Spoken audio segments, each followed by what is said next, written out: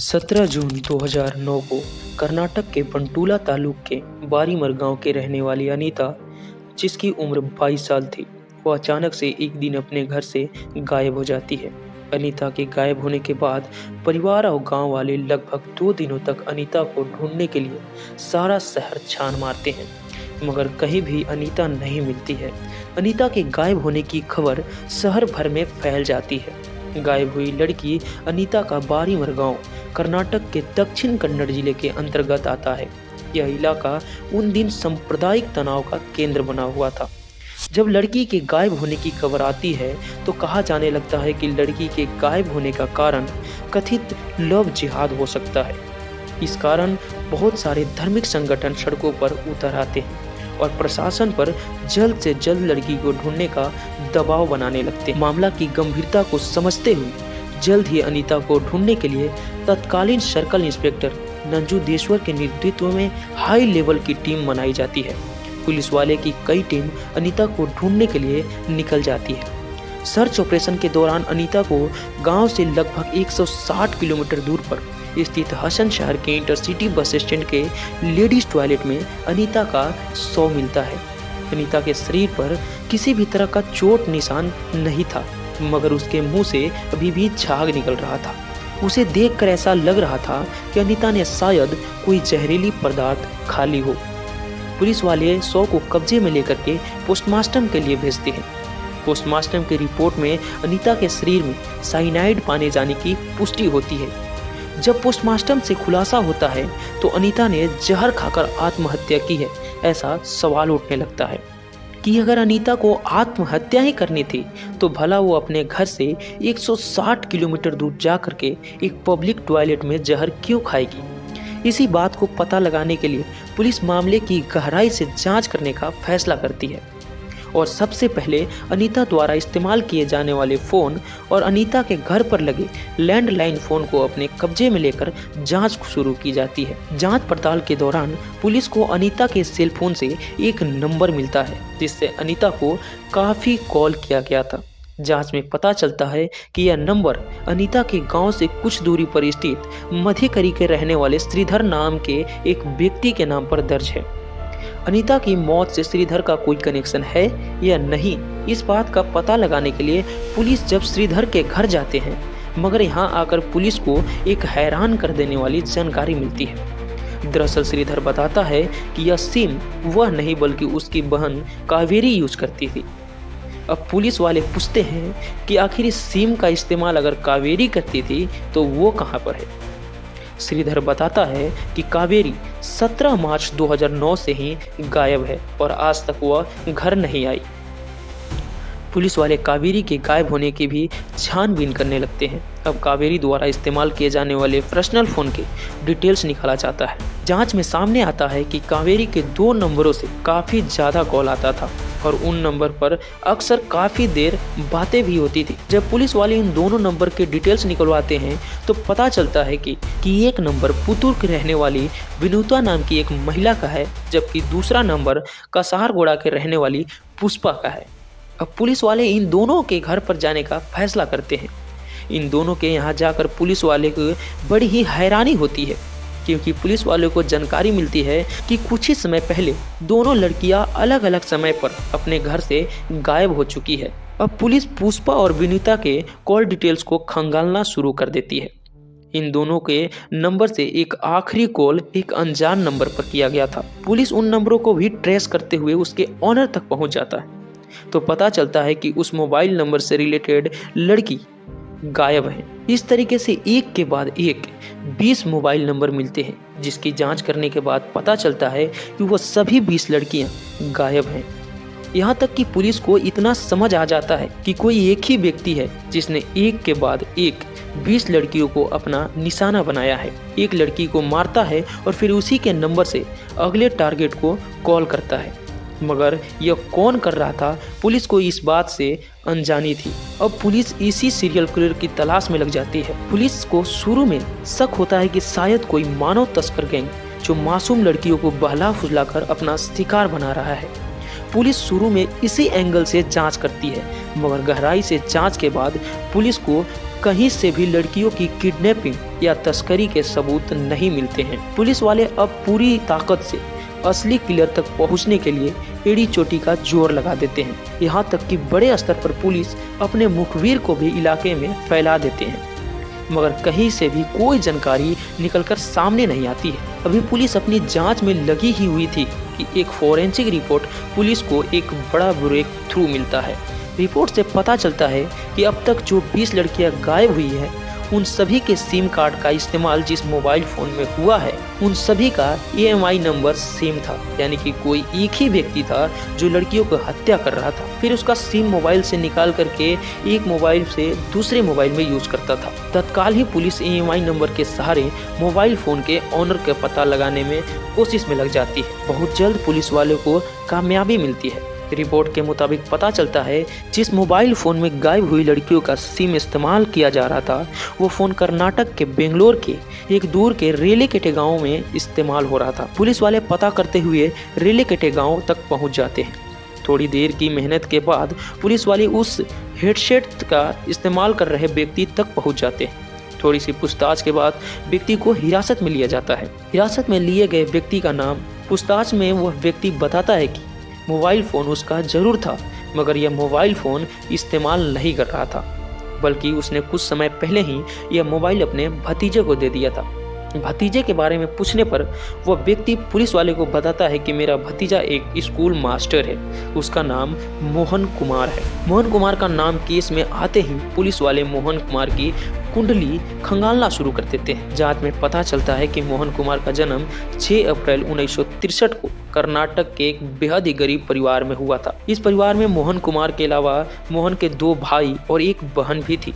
मोहन कुमार के माता पिता दिहाड़ी मजदूर के तौर पर काम किया करते थे, लेकिन उन्होंने अपने बच्चे को पढ़ाने में कोई भी कसर नहीं छोड़ी थी। उनके सारे बच्चे पढ़ने के बाद एक सरकारी नौकरी में लग गए थे। मोहन कुमार भी अपनी पढ़ाई पूरी करने के बाद 1984 में मोहन कुमार को एक सरकारी टीचर का जॉब लगता है।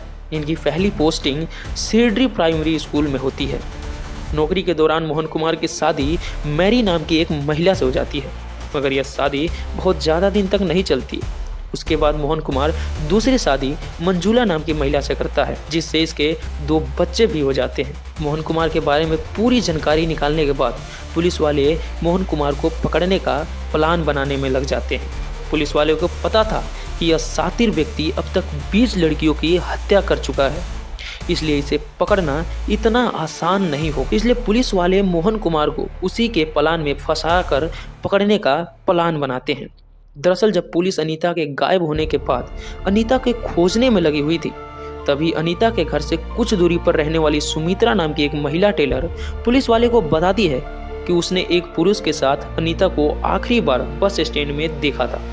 सुमित्रा ये भी बताती है कि अगर उसने उस व्यक्ति को फिर से देखा तो शायद वह पहचान सकती है। मोहन कुमार का नाम सामने आने के बाद पुलिस वाले सुमित्रा को मोहन कुमार के तस्वीर दिखाते हैं। तस्वीर देखते ही सुमित्रा तुरंत मोहन कुमार को पहचान लेती है। इतना ही नहीं, सुमित्रा ये भी बताती है कि 2005 के आसपास मोहन कुमार ने उसके सामने शादी का प्रस्ताव रखा था और खुद को एक सरकारी अफसर बताया था।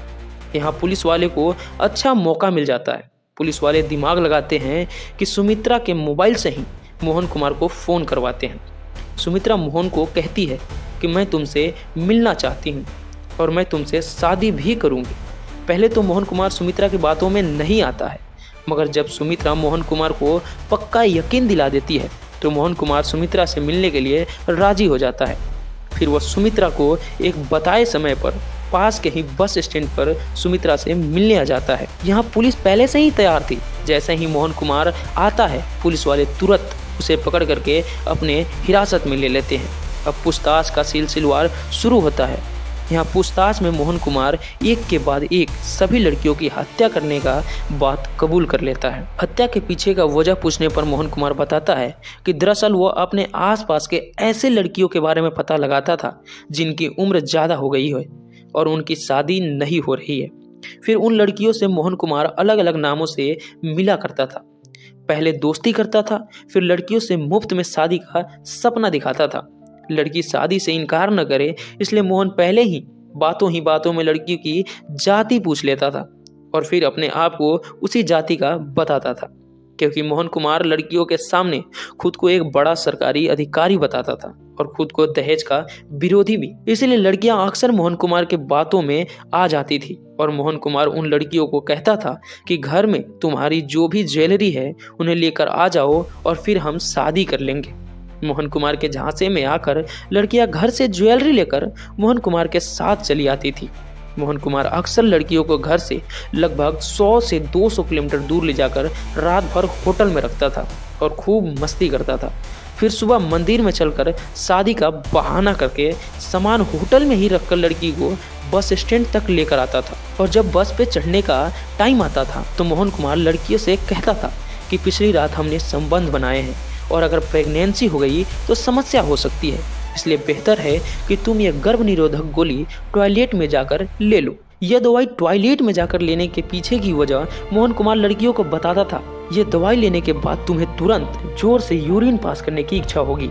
लड़कियां मोहन कुमार की झांसे में आ जाती थी और बाथरूम में जाकर वह दवाई ले लेती थी।